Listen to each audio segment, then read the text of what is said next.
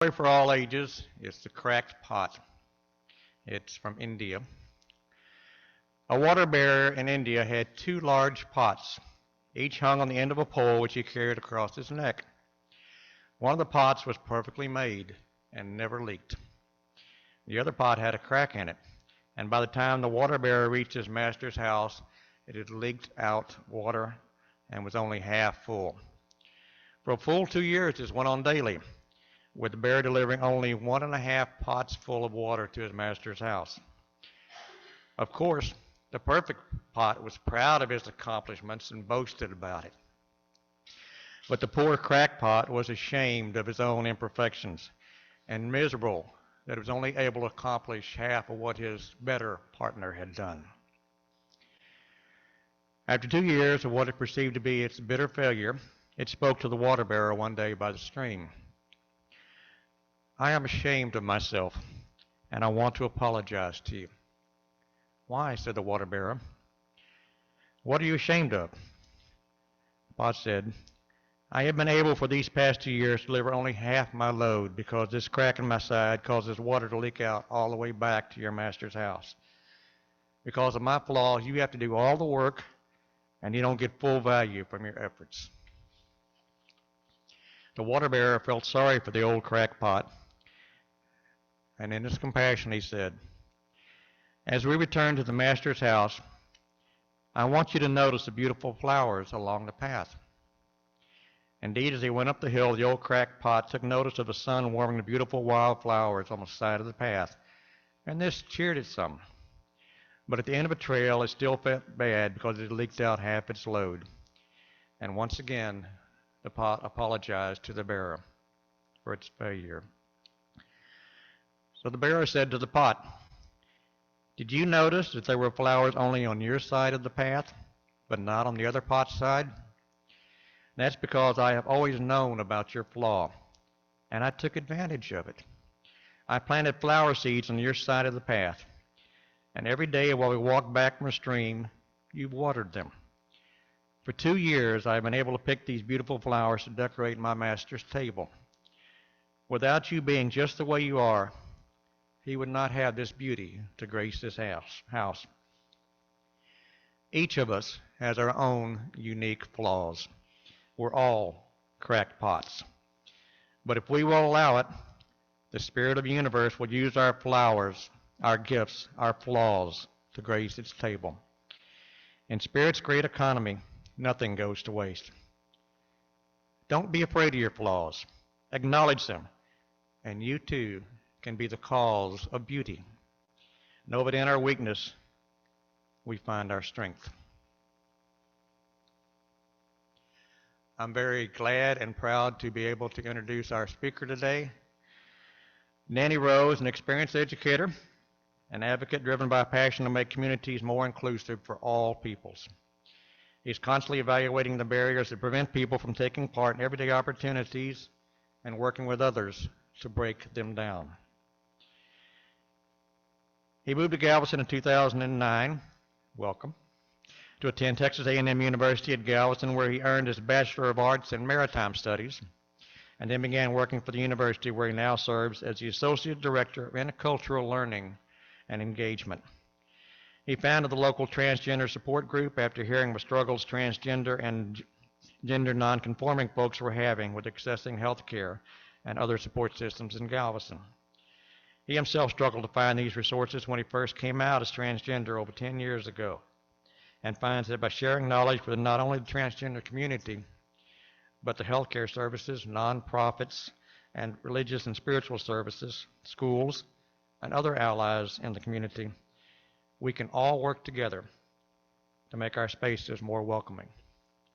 Welcome, Danny. Please come up.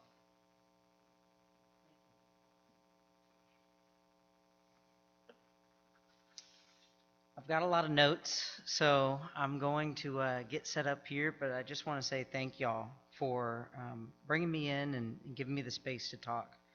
There are plenty in the community that could have come here and given a talk and talked about allyship and the welcoming of our community. I'm very thankful to have that space with you here today.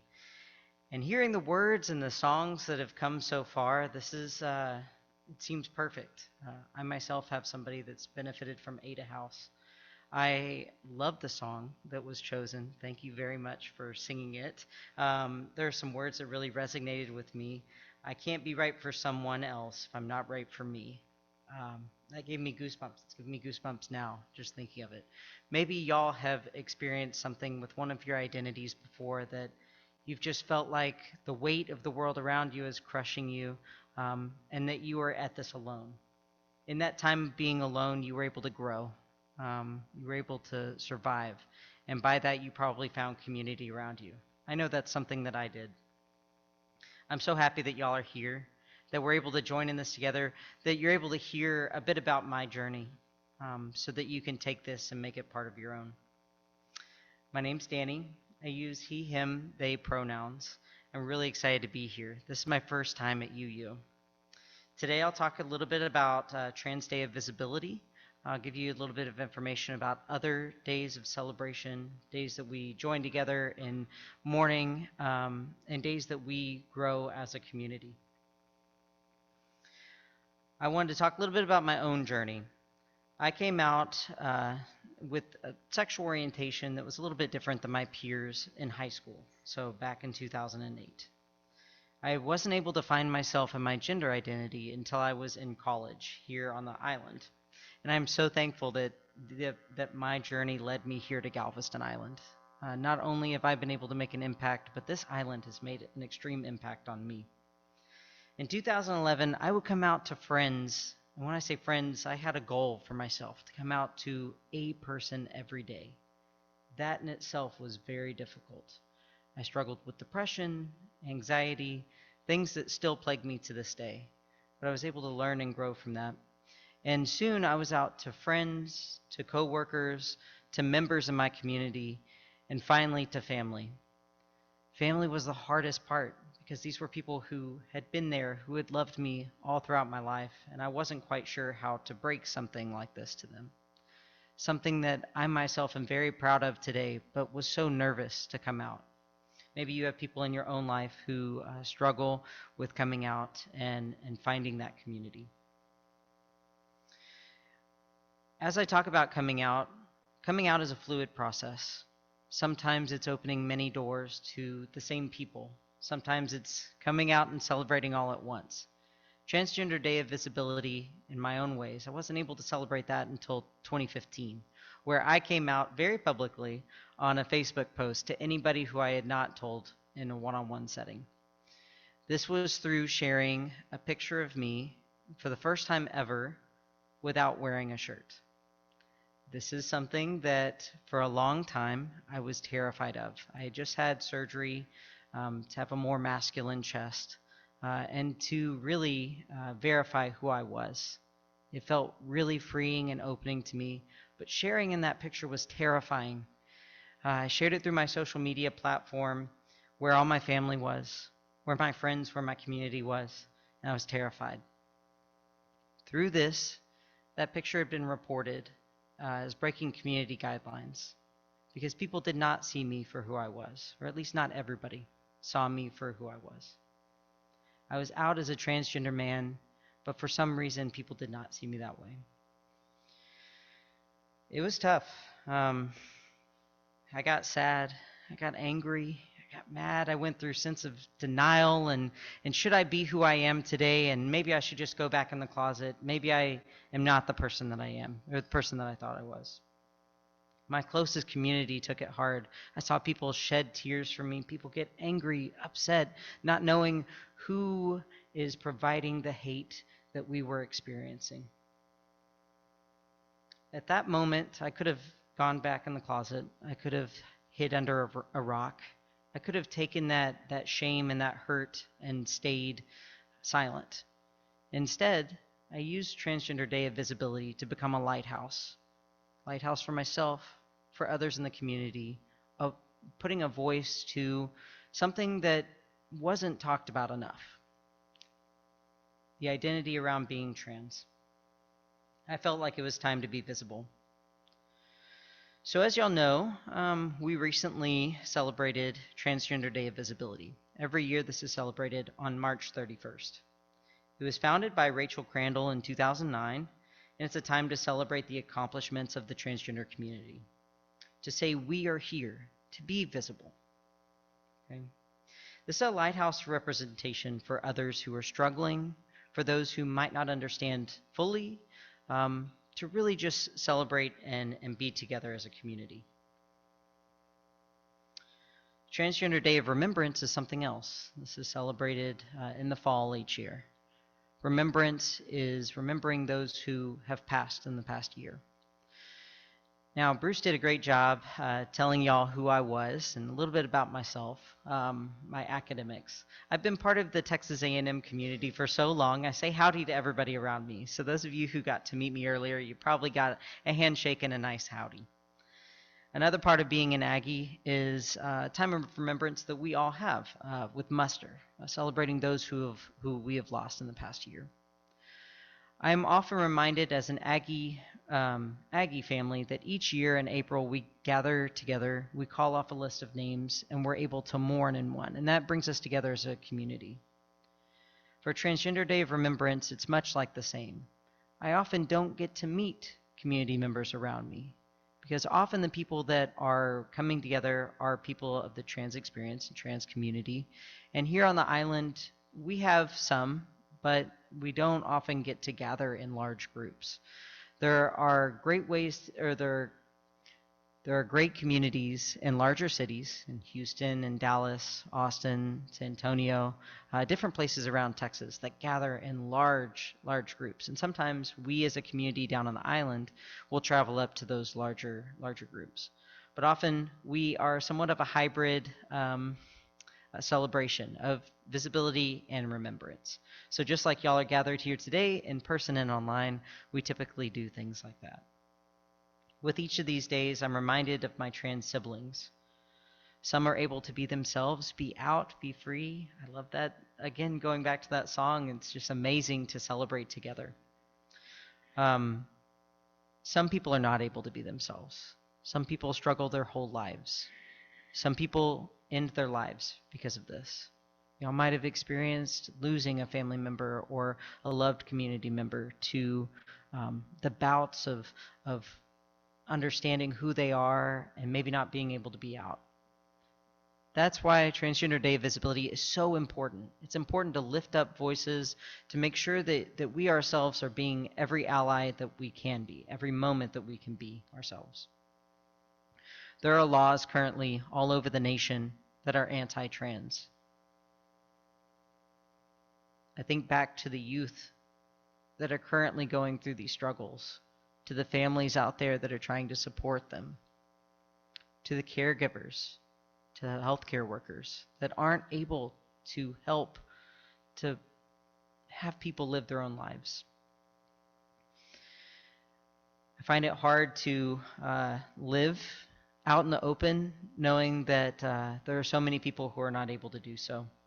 But it's important that we have allies all over the community that speak against these injustices. We need more people to see us, to know us, to talk to us. I'm so happy every time I walk into a room where I don't know somebody, that's a chance for me to connect. It's a chance for them to see who I am and for them to advocate for me.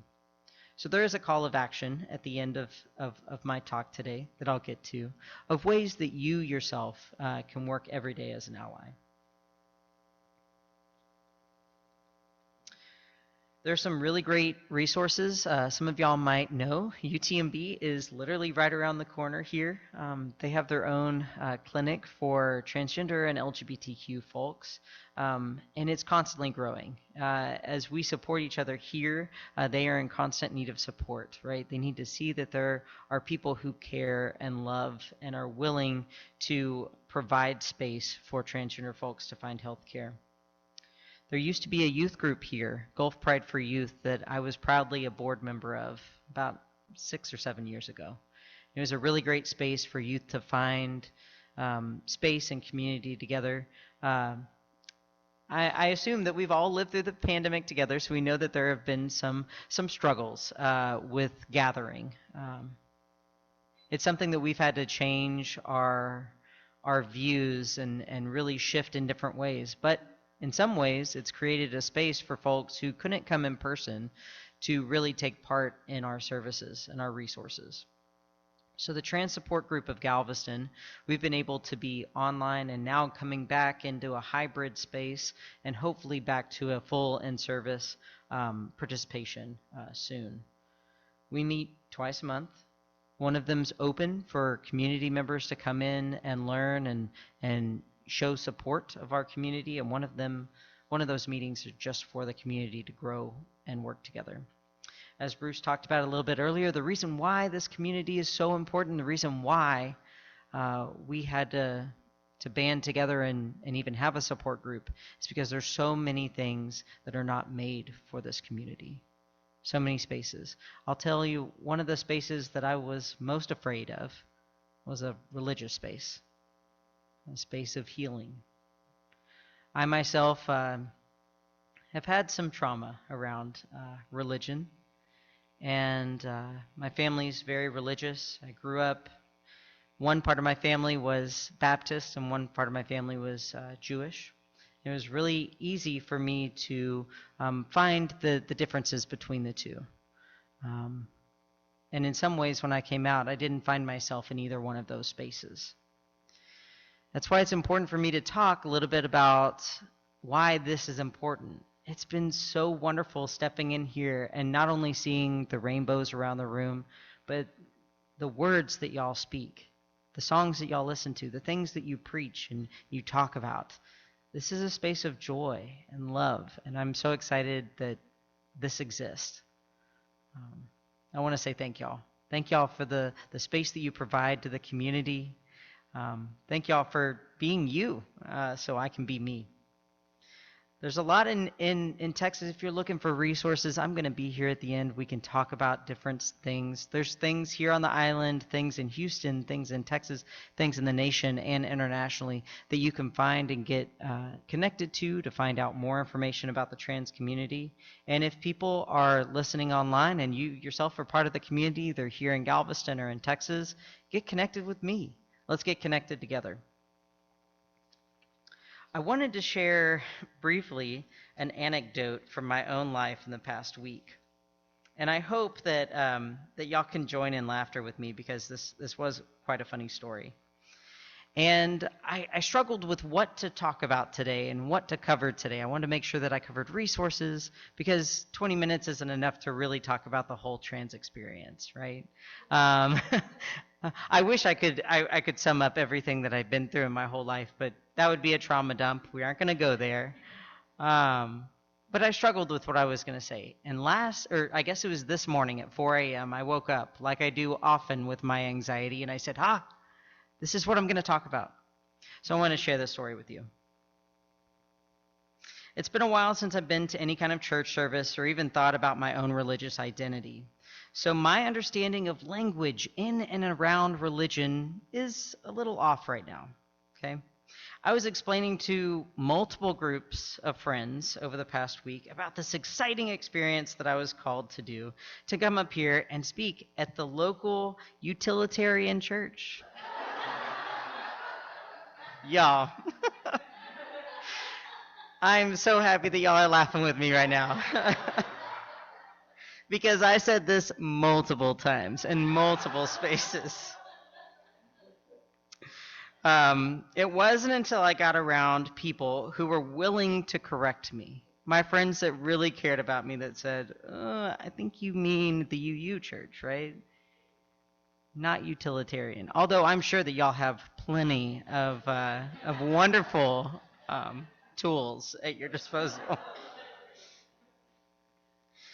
I don't enjoy really comparing experiences of trans language versus any other language that's out there. But I did want to bring this up because just as I don't know enough around your systems and enough around religious identities, it did remind me of language. And language around how we see and what we talk about around the world. I was listening to last week's speaker, and I believe she talked a little bit about language and pronouns and gender identity and how it's shifting and changing. I too am often asked about language, but it's not because I'm a writer. It's not because I'm a novelist. It's not because I've studied all of these years around language and linguistics. Instead, I'm asked to be an expert about my own identity. So this is part about being an ally. I wanted to tell y'all that often, as a community member, I am asked to be an expert. I don't often always know about everybody's experience in the trans identity. Okay? So although you heard a little bit about my identity today and what brought me here to this space to talk, I want you to keep on learning and growing from others' experiences. I want you to ask questions around their own identity. Now, not invasive questions, right? The first time you meet somebody, maybe don't jump in with extremely invasive things, but by offering a little bit of yourself, you're able to open up a space for others around you. So when you go for that handshake, when you say, howdy, I am, or hello, I am, or welcome to this space, I am, give your name, open the space with your own pronouns, because that often opens the doors for others to be able to be themselves around you, okay? I know I myself, when I see somebody's name tag and their pronouns, or even if I'm on Zoom and I see somebody's pronouns by their name, I know, ooh, I can talk to them. I have found my community, I've found my allies around me. So there's little ways that you can yourself be an ally every day. By opening up the space, welcoming people, and making sure that you're truly living by the words behind me. That's a way to do it. Those resources that I talked about earlier, there's really great ways to get connected. There's email servers, there's volunteer opportunities, both here on the island and up in Houston. So if you're coming, even if you're from far away, from states away, I guarantee that there's support systems that need your time, need your help, need your money, you know, anything that you can give, right? Any kind of resources that you are able to give. I would encourage you to do so. I'd encourage you to just follow, like, share, repeat, retweet. I don't know if y'all are on all the social medias. I'm sure there's a few people online that are that maybe use Zoom in different ways. Keep using those. Keep having these conversations, okay? Get involved. And as I talk about allyship, I was hit by something just yesterday. Somebody showed me a short explanation of what an ally is. And I wanted to share that with you today. I wanted that to kind of be the last resource that I gave you. So an ally, the A, always center the impacted. I shared a little bit about my own trauma today. I myself have a lot of privileges in my own life, but I was also impacted in a way that kept me away from religion for a very long time, kept me away from spirituality for a very long time. I'm happy to be here and to open that door again. Always center the impacted.